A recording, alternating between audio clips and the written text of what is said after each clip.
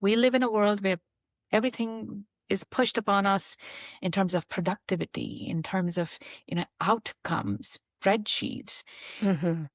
It's not always about outcome. Creativity is part of our innate nature as human beings, as we are realizing more and more with the advancements in AI and all things digital. You will always have the need to create something with your hands and be creative. And it made me realize that I had been suppressing that creative side of me for such a long time. It came so naturally to me. But the path to where I wanted to go wasn't an easy one.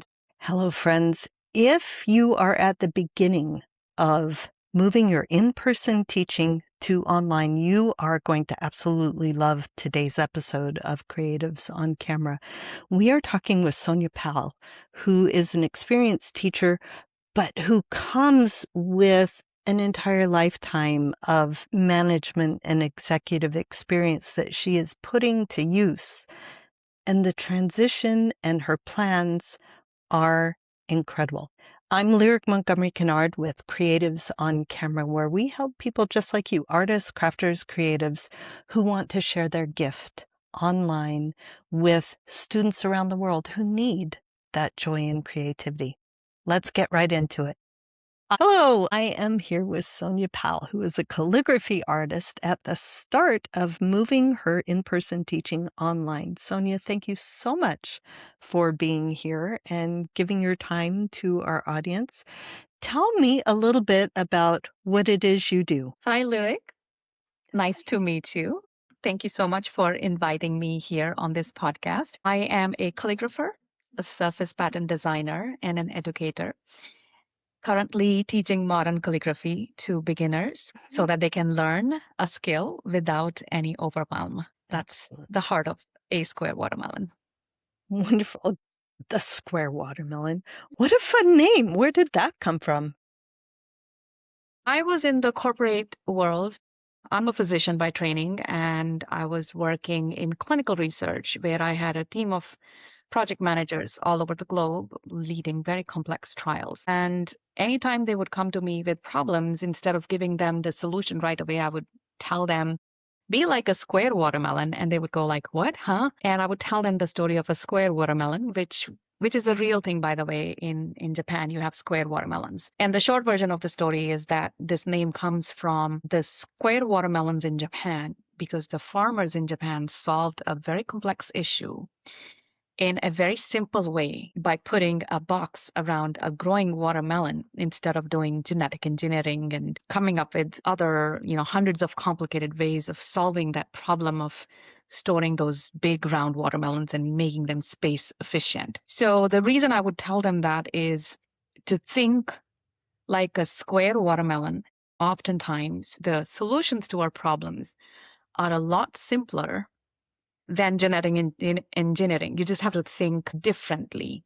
Mm-hmm. And that's the heart of the company that I have now founded. And at that time, when I was working in the corporate, I thought to myself, if I ever have a company of my own, that's what I would name it because that's who I am. I look at things in a very different way from a different perspective, and I bring a methodology that can be applied very simply instead of making it complicated. And that's what I do. I make learning easy and simple. So that's where the name comes from. So, a trained doctor, how did you end up in the fine arts? And the story goes, once upon a pandemic, I fell into the calligraphy rabbit hole and emerged as a surface designer. And now I teach others how to live a meaningful, slow life, beautiful life, eh, honoring tradition and art in the modern day world that we're living in. So yeah, it was the pandemic that kind of brought me to, living through spreadsheets, constant ping and ding of notifications. I just needed time to myself to just bring that calm in my life. That's Mhm. what introduced me to calligraphy, and that's how I ended up doing that. And the switch happened really after struggling for almost a year, trying to make the art form stick with me long term and not finding what I was looking for. That Mhm. led me to ask the questions, okay, what is it that would be helpful to a beginner like me. And I didn't find anything. And so I thought, okay, so there are definitely people out there who are struggling like me, trying to learn a new craft and are overwhelmed with the information explosion that has happened over the internet. And how can I help them get to the place that they want to get to? So that's the short version of the story. Right. So you haven't done fine arts your whole life. You were No, I trained have as a not. I'm not a scientist. trained artist. I didn't go to school for art.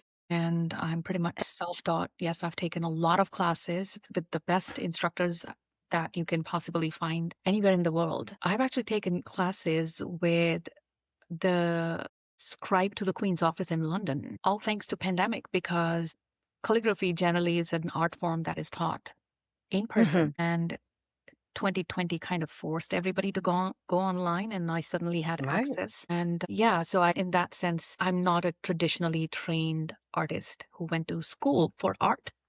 But this is beautiful. This is the difference between the master craftsman and a teacher, right?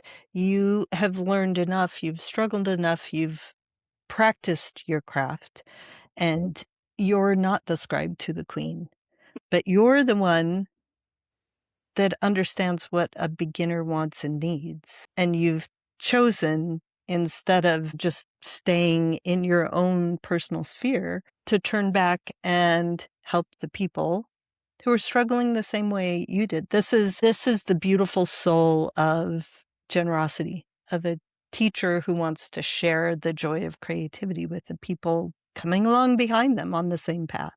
hmm It's interesting that you say that, because the decision to leave my corporate job behind and continue on the path that I'm on, it certainly wasn't an easy one. I got a lot of pushback from within the family, and people around me, my friends who know me so well, they kind of, it did not make sense to anybody. Why would anybody with a thriving career give up all of that and start on a journey that is completely different, that I've never done before?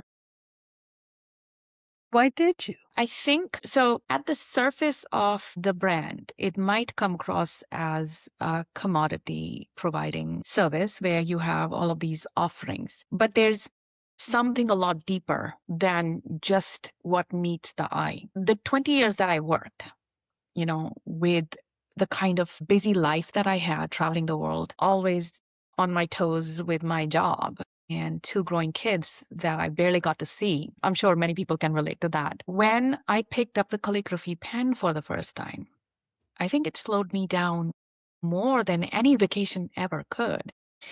And that kind of made me pause and look at, there's a lot more to life than just your work. Your work is part of your life, it's not just life. And especially for women who give so much to their family, to their career, always juggling, they put their own mental health, their own well being and calm at the bottom of that priority list. And it kind of made me realize that, when was the last time I actually did something for fun for me? And there's so many people out there like me who probably have not had the chance to slow down, write something, make something with their own hands just for the joy of it. We live in a world where everything is pushed upon us in terms of productivity, in terms of, outcomes, spreadsheets. Mm. It's not always about outcome. Creativity is part of our innate nature as human beings, as we are realizing more and more with the advancements in AI and all things digital. You will always have the need to create something with your hands and be creative.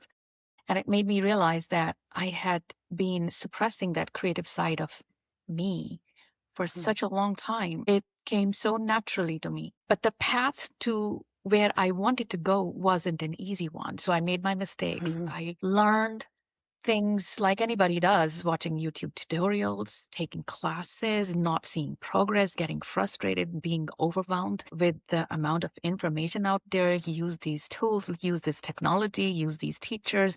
Was signing up for classes that I wasn't ready for, or signing up for classes that were too basic. And that's when Mhm. I realized that I probably have a gift that I need to share with the world. People like me who want to learn it, but are not making progress because they are not being shown how to get there.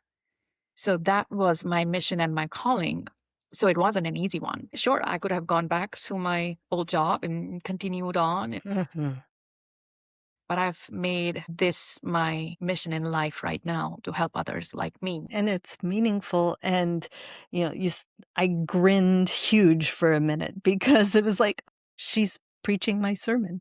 That's, that's exactly what creativity and making Hmm. does for people. It slows us down and helps us see in a different way, and it brings so much joy to the people who we can touch.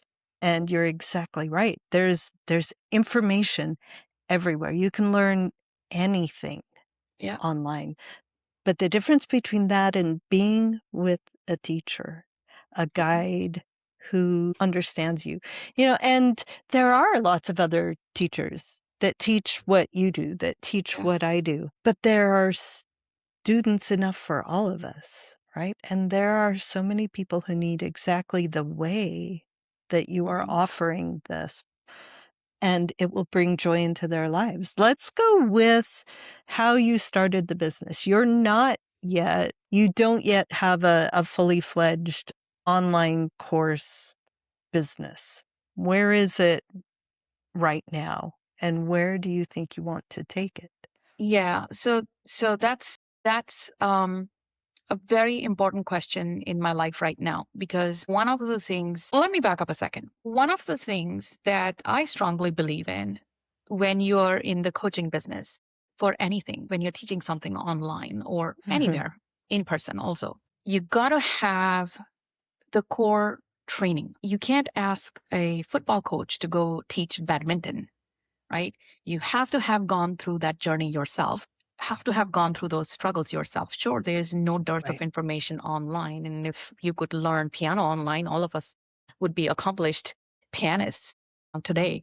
But there's a reason why instructors exist. And the reason why I want to take this online is calligraphy learning is such a niche thing. It's not for everyone. And it's still a skill or an art form that is still kind of emerging. We've seen an explosion of it in the last few years, especially the last 5 years, with all of the things that have come across. What I found was teaching it just in person locally limits my reach. I can help so many more people if I take it online. And people can learn it in person at their own pace, getting that access online, even if they get like 10 minutes in the morning or 10 minutes at midnight, they can do it at their own pace, at their own Mhm, time. Whenever they want, they can pause, rewatch, however many times they want. So that's my main reason for taking my education online to reach more people, to help more people, and give them a venue. One of the biggest gaps that I saw in the online teaching space, especially for calligraphy, was you would have access to classes. Most of them give you access to classes for a limited amount of time. And mhm, then that access goes away. And then you're like, okay, what do I do when I have questions now or if I want to rewatch a lesson? So they give you, most of them give you a way to start, but not a way to make it stick. And that's the mhm. huge gap that I saw. I have a methodology that I have developed over the years where I want people to not only learn, but I want it to become a lifelong skill that they can take with them anywhere they go. And that's the core of putting it online. Because in person, you can only do so much. Right. In person is lovely and it's a beautiful experience. And it sounds like you're pre-recording courses that will be an on-demand course instead of time-limited live Zoom courses. And the It, whole reach of it and the access brings accessibility to so many more people. right. It'll be a mix though, Lyric. What I'm Mhm, planning to do is have the founding member launch is what I am doing right now. I'm in the middle of mhm, founding member launch where it's a lot of good information that comes when you're teaching in person live, whether it's locally or whether it's online, because you get Hmm. questions right from the students. And I Exactly. might be thinking one thing, but they might be struggling with something else altogether that I may not have even looked at from that angle and Hmm. their perspective. So my goal is to do a founding member launch so that I can adjust my teaching according to the live feedback that I'm getting from my students. Right. And I will have a limited number of people joining this first cohort. And then I will make the on demand classes available based on that founding member launch. And it's really beneficial for the founding members because they get to see it from the beginning and have a say in how that program develops over time. And they also get access to whenever the online recorded lessons come out, the online version of it forever. So that's the model that I'm going after. This is It's just the beginning. an excellent model. We have a workshop validation lab through the Academy where we do exactly that. And so many teachers, especially coming from in person to online, um, that kind of terrifies them. It's flipping the script Hmm. on its head. So many of them think they have to have the perfect course already built before they ever open registration. But when you bring in founding members, I like that word, founding members. We've been calling it the beta class, the testers, and they build the course with you, both as a student, both as the teacher. You both get a valuable learning experience, but the feedback you get as you build the course helps you build something that actually addresses real students' needs. We get far enough ahead of our students that sometimes we forget the things we don't know, right? And that's where those questions from the students are invaluable as you create a course. You stole the word from my mouth, invaluable. And I'll give you an example. It's a recent one. So this past weekend, I was teaching an in-person class. And the way I teach it is, and it'll be the same model online, where I believe in making the lesson stick right from the beginning so that they can see an outcome Mm. really early on. So the way I Quick teach it, wins. yeah, quick wins along the way that builds your confidence. So I have like 3 or 4 lessons, and then I generally have them do a project that solidifies the information that they've learned. They can apply it right away. So I was teaching last weekend, and I thought they wanted to learn fast, and I was trying. I was planning to have like 3 projects done in the class. And as I was going through it, the feedback that I got was, no, no, no, slow down. We only want to do 1 project, but we want to do it right. So I had to Mm. immediately adjust and change the project in the class while doing it just to make sure that I was going at the pace that they were ready for and not something that I thought was ready or good for them. So that's the invaluable lesson that comes with those cohort based launches so that they can learn at the pace that they are comfortable with. The questions that you get, it's insights that you can apply right away. Exactly. And they're value for the teacher as well. You are it's an investment of time and resources to build the online class, but to have paid registered students as you do it supports you and builds a better course at the same time. Fully believe in this model. I've been doing it for years, not necessarily exactly for that reason. For me, it was I have a class in my head. I want to get it online. I've been teaching it forever. And the only way I'm actually going to get around to meeting a deadline is being accountable Yeah. to students who have paid. So I have always, written up the sales page, opened it for registration, then now I have to make it. Yeah. Right? And that's true. Actually, that's a very good reason to do that. And that's part Mhm. of my reasons as well, because unless you have that accountability and commitment, you will forever be putting it off because you will never be ready. You will always keep thinking about perfection. And I just told my students this past weekend because they were getting stuck and they were kind of slowing themselves down, making it overly complicated. And I was like, perfection is a myth. I eat it for breakfast every day. Don't do that. Just go with it. Because this is like, I believe in principle of five. The first time you do it, it may not look like it's perfect. You do it second time, third time, fourth time, fifth time. And only when you've gone through it a few times, that's when you will get the insights and realizations. So it's a very good model to just get out there and put it out there because there's always room for improvement. Always, forever. And it's a great model and gives you validation, like especially when you're starting out. Are people willing to actually learn what you have to offer, or do you want to change it to something else? And unless you put that offer out there, you're not going to know. And let's face it, at the end of it all, it is a business. We still have to make sure that you have the financials to support the business because it takes an investment to have those platforms where you're going to host those courses, do the recording, get the equipment, get it all set up and going, and your time investment. It's an energetic exchange, and I truly believe in that. You have to commit as a student, and you have to commit as a teacher or a guide. It's a two-way street. Perfect. Perfect.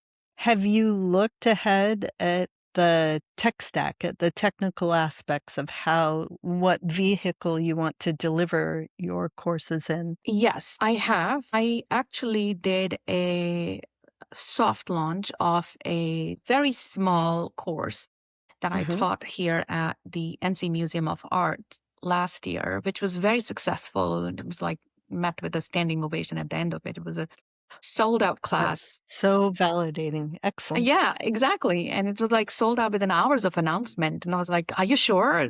Like 2 days later, after posting it online, I was like, oh, the class is full. Something is wrong. It's glitched or something. And they went back and looked at it and like, no, it's sold out within 2 hours. I'm like, okay, there's my validation. So I decided to put that online. So I did Uh-huh. kind of launch it online on the tech stack that I believe will work for me long term. Because I think as educators, we might want to piecemeal things. It's not a good idea. I think it's important to have the setup, even if it's bare minimum. Go with something that Uh-huh. will scale with you over time. So I looked at and researched quite a bit and found where my audience hangs out and what they're used to already and what works for me. So I do have a tech stack in that sense. So my course right now, there are a couple of courses that I put online Uh-huh. last year. They are hosted on a platform called Circle. It's a very good platform. It is a good platform. I've been very happy with it in terms of the technology and the back end Uh-huh. and the ease of operation and everything. So that's where my current courses are hosted, and I plan to continue with that. In terms of the rest of it, I think it'll build over time. Uh-huh. People often think in education space that you need really, you know, fancy tech and gear. I use my iPhone to do the recording. I just have a very basic setup, and I'm sitting in front of a window right now. I have natural light coming on my Uh-huh. face, and I don't need fancy lighting. You just need to make sure that you have some sense of how to make it work for you at whatever stage you are. Right? Does that mean that I will not invest? I will invest eventually, depending on how often I'm doing. We were just talking earlier on. I would love to have the gear and setup in my studio. I have a dedicated studio in my house. Uh-huh. I would love to have a space where it's always set up for recording and I can just walk in and get the course recorded or modules recorded Uh-huh. and be done with it. And that Not have to worry about doesn't it. have to be any more than what you have now. The Yeah, vast majority of our teachers at the academy use their phone, yeah. and you just find the right thing to hold your phone. Hmm. Sometimes the only thing next is some sort of fill lighting because sometimes it's nice to be able to record at Yeah, night when the sun yeah. isn't shining, right? True. So the very minimum, the very basics really is enough. But what you said is absolutely vital. If you have to haul out all your equipment and set it up and put it away every time you film, it's just never going to happen. Yeah. And it's It's also, too much work, right? So having it set up somewhere where it's always there, but also not in the way. yeah, it's also important to understand that you need to be efficient with your time. It takes a lot of time to set up all of that equipment and put it away. Mhm. And if you don't have the right setup, you're going to be wasting a lot of precious time that you could be utilizing towards actually making your course better, serving your students better, answering Q&As better, running Mhm. another live Q&A if the students need it. So it is worth investing into the right equipment and gear, and even if it's basic, and having Right. that set up. It's critical in my Yeah. opinion. Well, and the right equipment doesn't have to be expensive or No, not at fancy. all. Yeah. You just knowing what works for your space and for your medium and what Yeah, it is you're showing your students. yeah. That's But one thing that we concentrate hard on in the academy. Don't so waste your time. Don't waste your money. Let's help you find exactly the right piece of equipment just to hold your phone so that you yeah, can pop it in and record every time you sit down. I will give you another insight because Hmm. it will tie things together for people who are still thinking about, okay, I can just DIY it, Hmm. and where your course might be helpful. Because I will tell you how much time and money I wasted on getting, a little stand that can hold the phone, another stand Hmm. that can hold it in the front, and the camera holding features. And I wasted so much money. Had I known from the beginning what is the right equipment for the stage that I was at, Hmm. and which one to buy at what stage, it would have saved me so much time and money, because I could literally put that in the trash right now, because it's like junk sitting in my studio that's not being used. Right. You only need a few Exactly. things, but the right ones. And calligraphy is the same Exactly. way. You need the right tools, the right technique. And yes, you can find all of that information online, but the stage that you are at and what is required for that stage only comes from the experience of someone who has actually gone through those stages and can tell you exactly, oh, yeah, there's the pros and cons of this one if you're at this stage. And if you're at stage two, here are the pros and cons of A, B, and C. And then you pick your choice. You have to have Exactly. that guide to be able to do Exactly. If you could see the giant pile of equipment that's right over there, that. because I love the tech and Yeah. that's what I offer to my people at the Academy for Virtual Teaching is I test out the equipment Hmm. and think, could it work for this setup and that setup? And I do keep coming back to the same simple things over and over because it doesn't have to be complex, No. right? But there's always something new and interesting to try out, and every once in a while, there is a really excellent, simple piece of equipment that will work for different situations. So the opportunity to have a guide with you who's been up the path, who has made all the mistakes, who Yes. understands exactly what it is you do and can keep you from making those mistakes. This is why YouTube is fantastic, but also why we need Hmm. real guides. Like on YouTube, we can look at all the different Yeah. video equipment, but those aren't made for people who are teaching arts and crafts and their art form online. Yeah. Right? So often you see something that's amazing and think, that's great. And then it doesn't apply to what you do. No, it doesn't. But there's another aspect to it which people don't think about. Oftentimes when you look at things online, with all of the information explosion, as I was referring to earlier, there's so much Mhm. overwhelm and confusion. And what is the most precious resource that you have right now? It's your time and your attention, right? And if somebody can tell you exactly what to pay attention to in a finite time, would you not pay for that rather than trying to DIY yourself and waste an entire day just searching for the right video on YouTube? Right. And the thing is, we often don't know what we don't know. Exactly. Right. So you can think you found the right thing on YouTube, but Yeah. I mean, I've wasted days trying to find the answer to one small problem, but I didn't know the technical words to put in the search. What to I look for? couldn't. Yeah, I didn't know what to look for, what I was missing. And then you hired somebody and it takes them 10 minutes. I Here, do I this, am a this, this. firm I'm believer like, of that.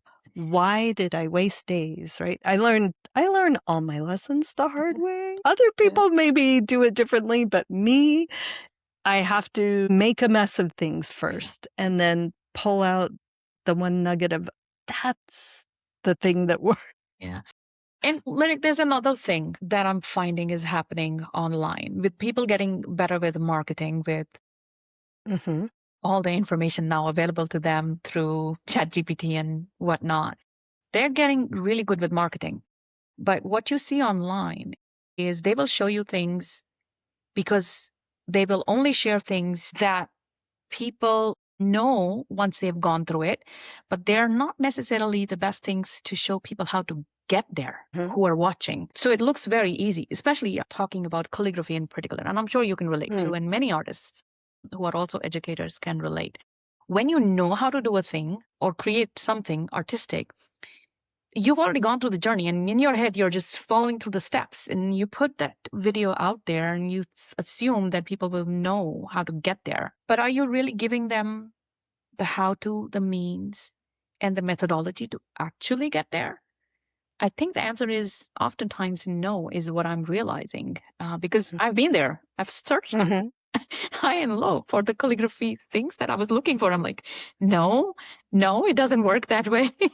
You're showing me the tutorial, but you're not telling me how to do that. Hmm. So that's the other phenomena that I think is appearing more and more on the online space. Very good. Since you're more at the beginning of your online course business, let's shift to talk a little bit about the marketing, about Mhm. where are you finding your people? How are you building your list? What platform are you using to reach them? So I'm very active on Instagram. That's where Hmm. my primary audience hangs out. I also have an email list. I think it's people are not going to come to you if you think you have a course and you put it on online and hide somewhere and that people will come running to you just because your course is good. You got to talk about it. You have to. You have to be out there and really answering some of the burning questions that people might have so that they know they may not even know what problem they have for learning. You got to talk about that. Meet them where they are. Show them that actually a solution exists for their problem. A, they have a problem. B, Hmm. a solution actually exists for their problem, and that you are the one who can provide that solution, but also give them how they can sign up for that solution. Because if you don't put it out there, how are they going to sign up? Right. So you have a gift for your students. You have to go to where they are Hmm. and offer them that gift. Correct. But also, you have to have the system in place where Exactly. when you offer it to them, they Exactly. say, "How can I get more?" Yeah. Yeah. So you have to have it set up so that Mhm. they come into your list, so they come into your system. Right. So the short answer to your question is I currently have two lead magnets. I have Mhm. two online courses where people can get a taste of my teaching style and if it's right for them. They are really low ticket offers. And then I am also active on Pinterest. I strongly believe in Facebook ads. I haven't done any so far. But you know how you're scrolling on Instagram? If I'm scrolling on Instagram looking for something, how ads pop up based on my interests. And it's useful because sometimes I may not even have thought about, oh, this is what might solve my problem. Mhm. And I think Facebook ads are a really important aspect of any online educator because then you can reach more people. So my list is currently very small in terms of email, but I'm slowly starting to build that. I started out this year. So, the goal is to now keep building it going forward. Mhm. YouTube channel Right. is another one that I'm looking into because I just put some really old videos, really just shorts on YouTube, and Mhm. that is gaining traction. I'm like, I haven't looked at it on like months, and these are like really old YouTube shorts that I Right. put on there, and people are suddenly following me. We are huge at the Academy on using YouTube as your primary social media because we're hands-on makers, because we teach.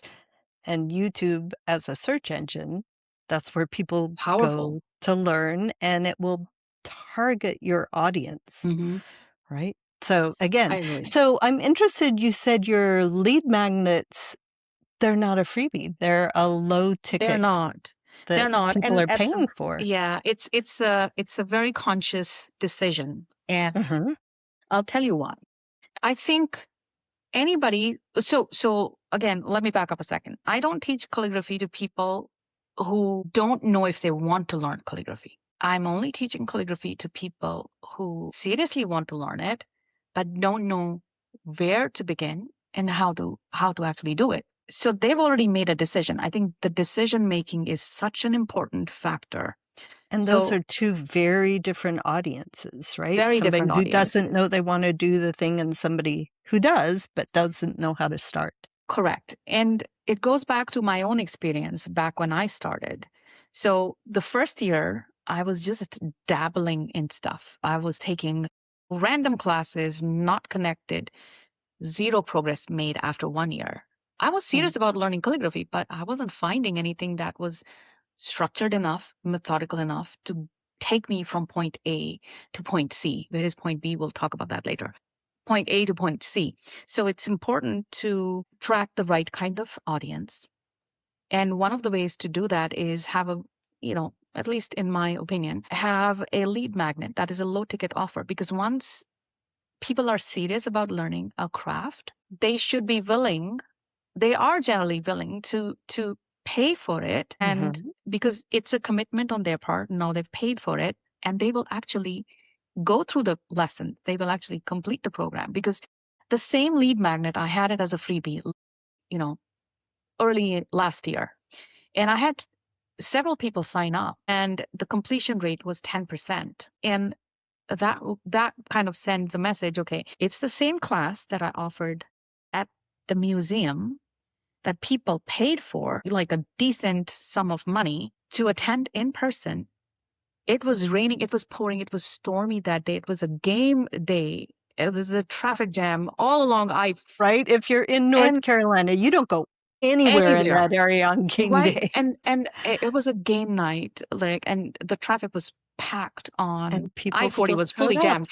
And here I am sitting preparing for my class and thinking, oh my God, how many people are going to show up? 100% of the audience showed up in that Yeah, they pouring, had skin in the stormy game. day. And they all showed up because they had made a commitment. They had handed over their money, made a Mhm. decision. I'm in, teach me. And I think that's an important factor to make sure you're attracting the right people who really want to learn something and are committed enough. So that's Right. my reason for not doing I love it. freebie. Yeah, I love it. Excellent. Excellent, excellent. And that builds your list with very targeted people who understand and know you, and it supports you as you go. absolutely. Absolutely. This has been absolutely delightful. And just every word you've said, I'm like, yes, yes, yes, yes. You so clearly know and understand what it is you want to offer and how you want to offer it. And that's a beautiful thing for beginning teachers or people Yeah. who are moving from in-person to online to see. Yes. Yes. Thank you, Lyric. And I also want to share that the kind of people think that I'm starting off, but what people don't understand is I'm actually not starting off. I have 20 years of corporate experience of leading large global teams and how it functions. And I've run multiple global initiatives where I've had to do change management and implemented things. And I bring all of that learning with me, even though it's a different industry. The skills are transferable. So I think people, when you're looking at an instructor or an educator, you have to look at the whole entire picture and not just what they do as an artist. I'm a scientist, I'm a trained physician who believes in science, who believes in logic, who believes in method. And I've been training my teams all my life. Mentoring comes naturally to me. So it's a Mhm. transferable skill that comes from a different industry, but it's very much applicable to where I'm going. So in that sense, I'm not really starting out as a new. business person. I have all Right. of that skill behind me. So just Well, wanted and to so share many that. people have so many other skills Hmm. that they don't recognize as absolutely transferable Yeah. to what they want to do going forward. People are phenomenal, right? People have so many abilities, and having the confidence to move forward and begin without it being perfect, without it being absolutely complete, just being willing to step off Yeah. that into the beauty of flight Yes. is such a huge thing. It's a joy. It is. It really is. Oh, this has been so much fun, and I cannot wait for the flight that you are going to take. Sonia, where can people find you online? They can find me on my website at www.asquarewatermelon, all one word.com. They can also find me on Instagram. I actually have two Instagram accounts. If you are into surface design, you can find me at Sonia Pal _ creates. For calligraphy specifically, you can find me at A Square Watermelon. And I have my waitlist now open for the upcoming founding member launch for modern calligraphy with brush pen, if anybody is interested in signing up for that. Most excellent. We will definitely have all of those links in the show notes for you. Thank you. It's been such a pleasure, Lyric. It has. One thing I love to ask my guests right before we go is, what is the last thing you made? What is the last thing I made? I made a, well, it's still in the works, so I won't mention that. No, I'm in doing process is fine. A mark. a Make a mark. I made monogram. breakfast. I Yeah, made a choice. I'm making perfume bottle monogram. My husband is into fragrances, so he has a fragrance bottle that I'm doing a monogram on with engraving with calligraphy that is sitting at my desk right now that I'm going to surprise him with. So that's my latest one. And last weekend was Mother's Day weekend, so um, I made a greeting card for a dear friend who we were having dinner with. So that was so much of joy. Something hand created, and she loved it. Beautiful, beautiful. Again, thank you, Sonia. I cannot wait till we hear from you again. Likewise, thank you, Lyric. You have a good rest of the day. Seriously, Sonia and I could talk for hours, both about the business, about the beauty of slowing down and bringing that joy of making into your lives, and how healing and how important it is to all of us.